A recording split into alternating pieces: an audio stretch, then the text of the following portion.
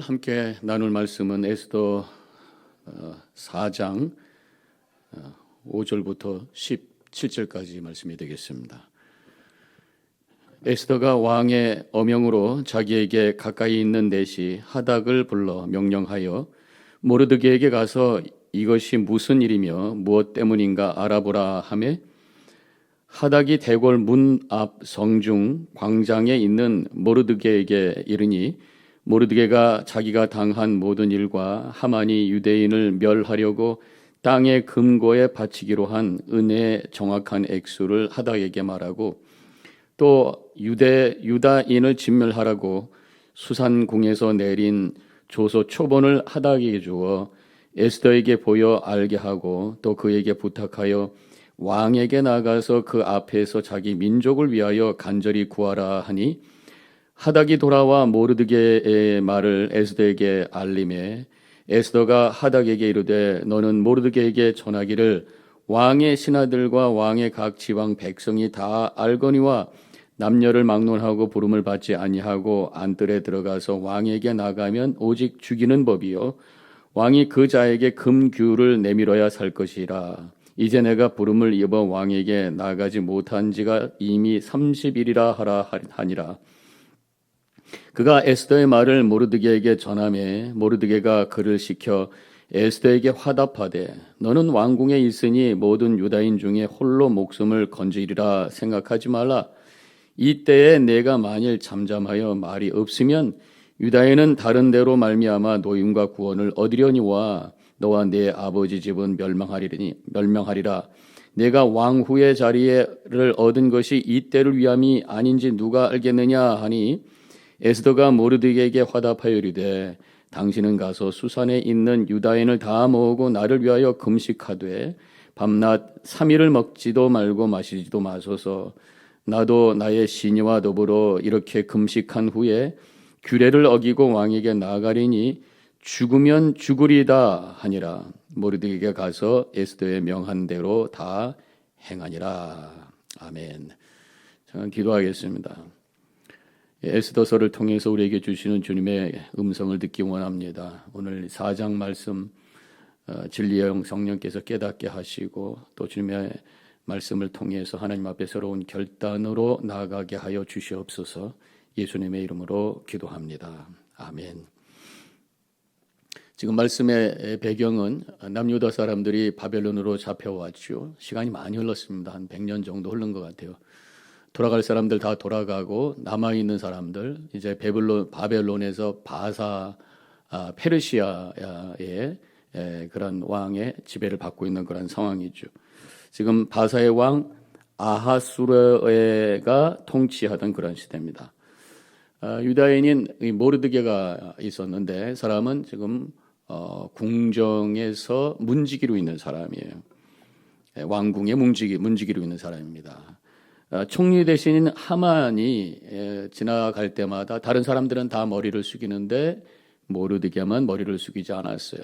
그 앙심을 품고 모르드게를 비롯해서 유다 백성들을 다 죽이려는 계획을 세우고 있는 그런 상황이죠. 근데 지금 모르드게가 왜 하만에게 머리를 숙이지 않았을까? 하만이 신격화되는 것을 원하지 않아서 그랬는가? 왕도 아니거든요. 그런 거라기보다는 어떤 민족적인 감정이 있어서 그렇다고 생각할 수가 있습니다. 3장 1절에 에스더 3장 1절에 보면은 하만이 아각 사람이라고 나와요. 이 아각 사람은 아멜렉의 왕족의 이름이라고 하는 거죠. 그래서 아멜렉의 왕족의 후손인 것이에요. 근데 이 아멜렉은 이스라엘을 괴롭혔던 족속입니다. 출애굽할 때에 여러 가지로 괴롭혔던 그런 족속이고 또 사사 시대에 모압과 미디안과 연합해서 침공도 했던 이스라엘의 원수와 같은 그런 족속이라고 할 수가 있어요. 하나님의 구원의 역사를 방해했던 악한 세력이라고 할 수가 있습니다. 그 민족을 향해서 머리를 숙일 수가 없었다고 하는 거죠. 그런가 하면 지금은 하만이 그래서 아하수르의 왕에게 뇌물을 주어서 자기가 원하는 대로 조서를 작성할 수 있는 그런 권한을 받게 됩니다. 그래서 12월 13일 유대인들을 다 죽여라 하는 조서를 보내게 되고, 그리고 그들의 재산을 다 탈취해도 좋다라는 조서를 사방에다 뿌리게 되었고, 지금 모르드게가 있는 이 수산성에도 반포가 되어 있는 그런 상태죠. 유다 백성들이 그 소식을 듣고 모여서 금식하면서 통곡하면서 울고 있습니다. 부르짖고 있어요. 이때에 페르시아의 왕비인 에스더의 사촌 오빠 이 모르드게는 이 궁궐 앞에서 굵은 베옷을 입고 대성 통곡을 하고 있었던 것이죠. 이 모르드게의 지금 통곡, 단순히 자신이 죽고 민족들이 죽을 것 때문에 너무 슬퍼서 통곡하는 그런 차원을 뛰어넘는다고 볼 수 있습니다. 이것은 어떤 울분의, 의분의 눈물이라고 할 수 있어요. 뇌물로 왕의 마음을 얻어서 자신의 사사로운 감정 때문에 한 민족을 몰살시키는 이 악한 짓에 대한 분노의 눈물이라고 할 수 있습니다. 공의가 무너지고 악한 자들이 판을 치고 있는 세상을 바라보며 가슴을 치며 통곡하고 있는 그런 모습이라고 하는 거죠. 우리의 눈물은 어떤 눈물입니까? 슬픔의 눈물, 억울함의 눈물, 주로 보면 나에 대한 눈물이잖아요. 이런 그 모르드게의 눈물, 이 세상을 바라보며 하나님의 공의가 무시되고 있는 이 세상을 바라보면서 또 여러 가지 삶의 어려운 가운데 있는 자들을 바라보면서 죽어가는 영혼들을 바라보면서 하나님 앞에 탄식하는 그런 눈물, 중보기도 하면서 흘려지는 간절한 그 눈물의 기도, 이것이 우리에게 있는가 질문할 필요가 있습니다. 8절에 들어가 보도록 하겠습니다. 또 유다인을 진멸하라고 수산궁에 내린 조서 초본을 하닥에게 주어 에스더에게 보여 알게 하고 또 그에게 부탁하여 왕에게 나아가서 그 앞에서 자기 민족을 위하여 간절히 구하라 하니, 지금 모르드게가 하만이라는 사람을 통해서 에스더에게 전가를 하고 있는 거예요. 그 조서의 초본을 가서 전달해 주면서 상황을 구체적으로 설명하도록 그렇게 부탁을 합니다. 지금 왕에게 나가서 유다 민족이 다 죽게 생겼으니까 구해달라는 그런 구원의 요청이었어요. 이 에스더가 이 소식을 듣고 알았습니다, 죽으면 죽으리다, 나가겠습니다, 이렇게 하지 않았습니다. 처음에는 주저합니다. 시원하게 대답하지 않습니다. 11절, 왕의 신하들과 왕의 각 지방 백성이 다 알거니와 남녀를 막론하고 부름을 받지 아니하고 안뜰에 들어가 왕에게 나가면 오직 죽이는 법이요 왕이 그 자에게 금규를 내밀어야 살 것이라. 이제 내가 부름을 입어 왕에게 나가지 못한 지가 이미 30일이라 하라 하니라. 한마디로 얘기하면 좀 곤란합니다, 그런 말씀이란 말이에요. 처음부터 죽으면 죽으리라가 아니란 말이죠. 지금 부르지도 않았는데 왕에게 나가면 내가 죽을 수도 있다고 하는 것이, 그 당시에 그런 법이 있었습니다.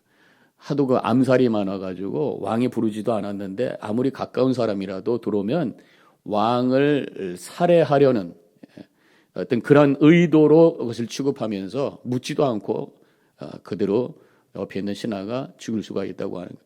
살 수 있는 방법은 그 순간에 왕이 그 사람을 보고 갖고 있는 금규, 왕의 권위와 능력의 상징인 그 규를 딱 펼쳐내면 이렇게 앞으로 내밀면 살 수가 있다라는 법이 있다는 것이죠. 그러면서 그런 왕을 만난 지도 30일이 넘어서 갑자기 지금 뜰에 있는 왕에게 나타나면 자기가 죽을 수도 있는데 곤란합니다, 그런 대답을 한 거죠. 지금 되는 방법보다 안 되는 방법을 찾아서 못하겠다라고 대답을 한 거죠. 저는 이 말씀을 보면서 우리 자신의 모습을 한번 되돌아보게 됩니다. 하나님의 부르심에 즉각 반응하면서 아멘 할렐루야 나가겠습니다, 그렇게들 안 하잖아요.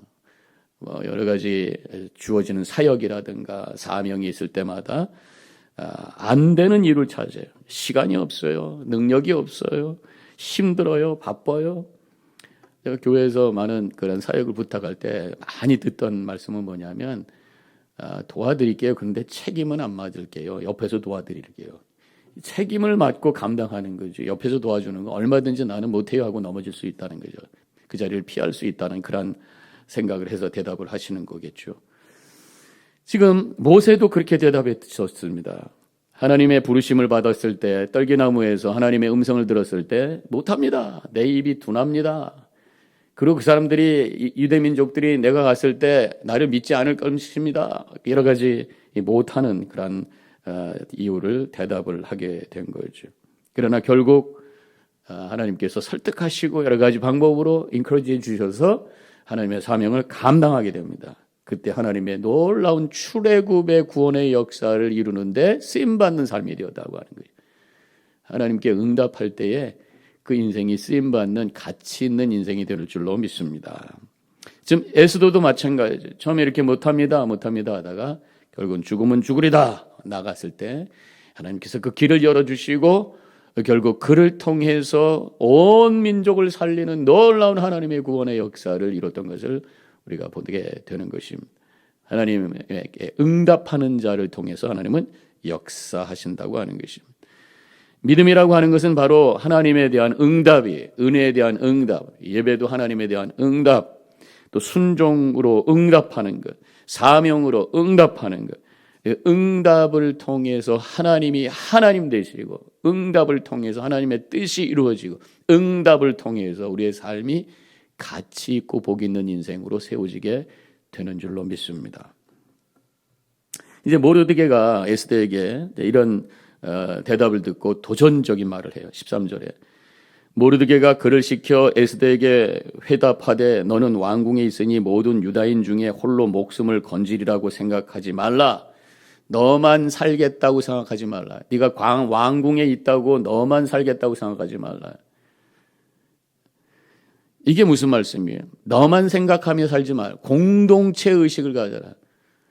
유다 민족을 생각하라. 나만 생각하지 말고 우리를 생각하면서 살라. 그런 말씀. 바로 우리의 믿음의 차원도 마찬가지입니다. 믿음이라는 게 뭐예요? 나만 행복하고 나만 잘 사는 것이 아니에요. 우리를 생각하며 사는 삶. 그것이 바로 믿음이라는 거예요. 하나님께서 왜 우리를 교회라는 공동체를 통해서 믿음 생활하게 하셨어요? 나 혼자 잘 믿고 나 혼자 복 받고 나 혼자 행복하면 집에서 그냥 성경 보고 그냥 믿음 생활하면 되지. 함께 모여서 우리가 공동체를 이룬다고 하는 것은 그 믿음의 공동체적인 차원이 있기 때문이라고 하는 것입니다. 서로 사랑하고 서로 축복해주고 나만을 위한 것이 아니라 우리가 하나님의 은혜 가운데 하나님의 나라가 이루어지고 아름다운 사랑의 공동체가 되기를 원하시는 하나님의 뜻을 이루기 위해서 우리가 함께 모여 있는 것이에요. 그래서 예수님께서도 기도를 가르쳐 주실 때, 주기도문을 가르쳐 주실 때에 하늘에 계신 우리 아버지 이렇게 시작을 하라고 가르쳐 주셨어요. 하늘에 계신 나의 아버지가 아니라 우리 아버지, 우리라고 하는 것을 가르쳐 주셨어요.